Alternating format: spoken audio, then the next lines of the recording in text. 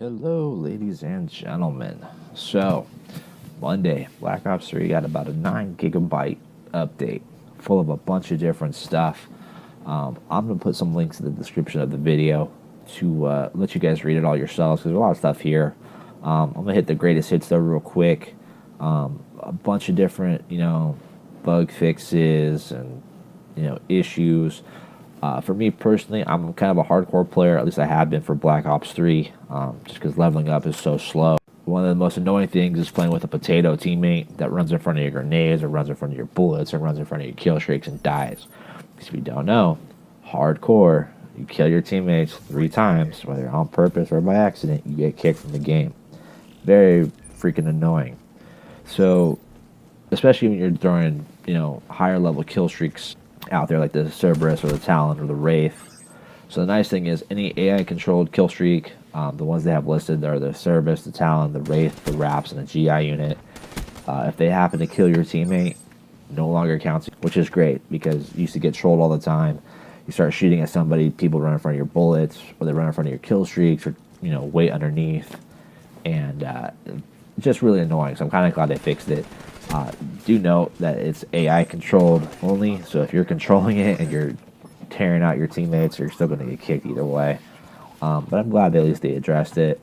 They addressed some crypto key hacks and grinds where people weren't playing but getting crypto keys. They did a little tuning with the specialists, and I don't know what it means because for both the Sparrow and the Tempest, so that's the Outrider Sparrow, the Prophet Tempest, increased ability to hit enemy. I don't know what that means, but rock on. Nomad, they gave some love. Increased rejack stand-up speed and his remaining power when the player terminates. I still think rejack, the Nomad's kind of weak as far as specialists go, but we'll see how that works out. They fixed the Reaper's foot. I thought they already fixed this, but this patch notes is saying they fixed the footsteps volume for the Reaper.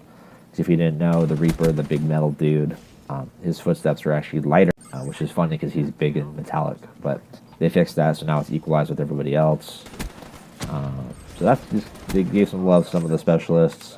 As far as the weapons go, a lot of the assault rifles got their aim down sights stability increased.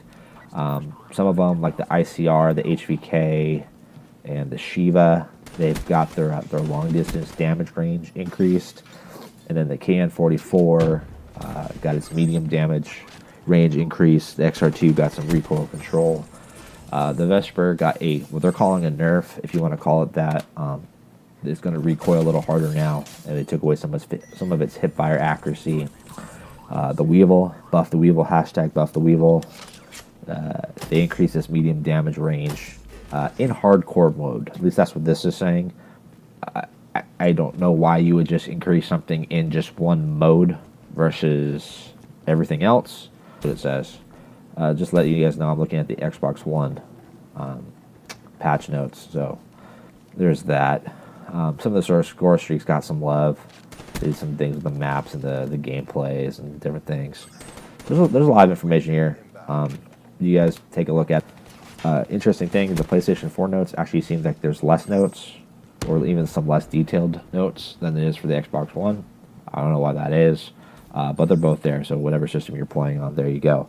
The other thing I want to talk about today is the new guns, the new weapons that you now can get in the supply drops. And is this going to make or break Call of Duty? I've seen a lot of different people talking about how it's going to be pay to play, pay to win, how this is all broken. And I've had other people that are saying, oh no, it's all cosmetic, it's not going to change the way the game plays. I think we're kind of right in the middle. I don't think we know yet. As far as the melee weapons, they're adding the Iron Gem, which is like a crowbar, and the Fury Song, which is like a really badass looking sword. And as far as I can tell, they play no different than the wrench, the combat knife, the other melee weapons that are already in the game. They play identical. They have maybe some different animations and different sounds, but it looks like the time to kill is the same, the kill distance is the same, so that's fine, As far as the other weapons, there's the MX Grand, the Marshall 16 shotgun pistol, and the NX Shadow Claw crossbow. I actually was listening to Hutch the other night, and he was commenting about how the MX Grand was a little OP. They needed to change like the damage distances or something on it, or slow down the rate of fire. I haven't actually seen any other gameplay, some good gameplay on it yet, so I don't know. I heard the shotgun pistol, the Marshall 16, is a one-shot kill. Now the crossbow looks to be interesting because the crossbow is totally silent. It arches when you shoot, so there's a little bit of a learning curve. You're not just gonna pick it up and like waste people. But I was actually watching Drifter. He had a live stream and he was playing with the crossbow and the sword. And when he was playing with the crossbow, yeah, he was getting wrecked a lot. There's a learning curve, but when you actually got your kills, one-shot kill. Now the interesting thing for me is when he put on the bayonet attachment, which I think he got around a level 4. Now the bayonet attachment, makes your melee for that weapon now a one-hit melee kill. So now you have a one-shot kill arrow and a one-hit melee kill with the bayonet attachment. That's pretty strong. So where do I think we're at now with the pay to win? It's not pay to win yet. It's nowhere near as bad as Advanced Warfare was. Advanced Warfare, guys are dropping lots of money to get these supply drops, to get the custom variants with the buff skills and stuff that they wanted. We're not there yet. Do I think it's a slippery slope? Absolutely. I think we're on the verge of going there, especially depending on how much money people are spending on these drops just to get, for the lack of a better word, just cosmetic fixes, just cosmetic looking things. Like I said, I haven't seen the other weapons, the pistol and the rifle and the crossbow a lot in action. The melee weapons are all the same. Two YouTubers I know for sure, they both spent $200 to get about 60,000 or so COD points, whatever that equates out to, give or take, to get these things. So obviously, they're gonna make their money back. Call of Duty is gonna get some extra green out of this endeavor. And if there's money to be made, be sure that they're gonna keep doing it and keep doing it and keep enticing you with ways to do it. So my personal opinion is you can unlock all this stuff with crypto keys. You don't have to spend a dime.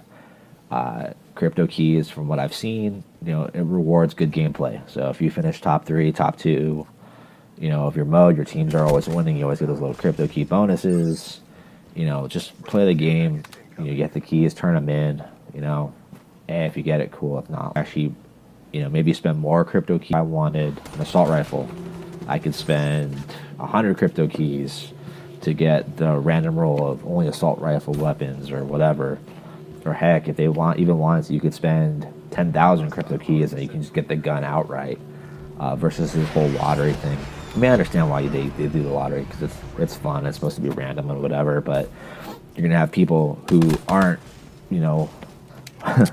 rich enough to drop $200 on these COD points that are gonna start doing because they want these guns and they want these things so bad.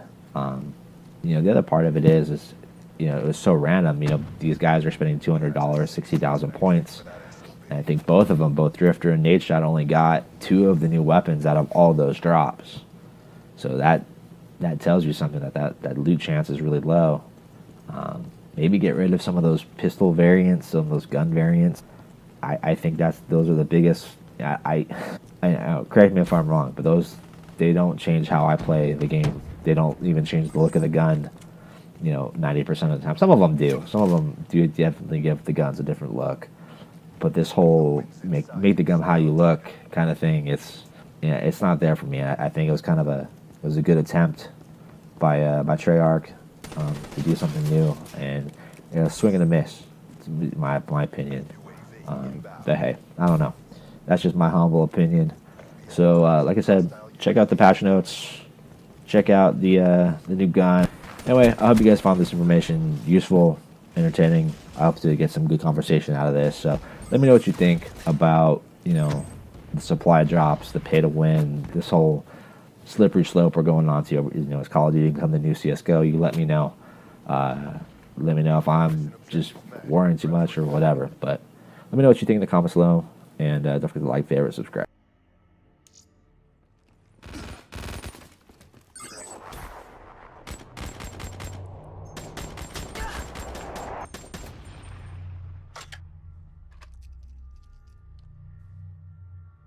You were never going to survive.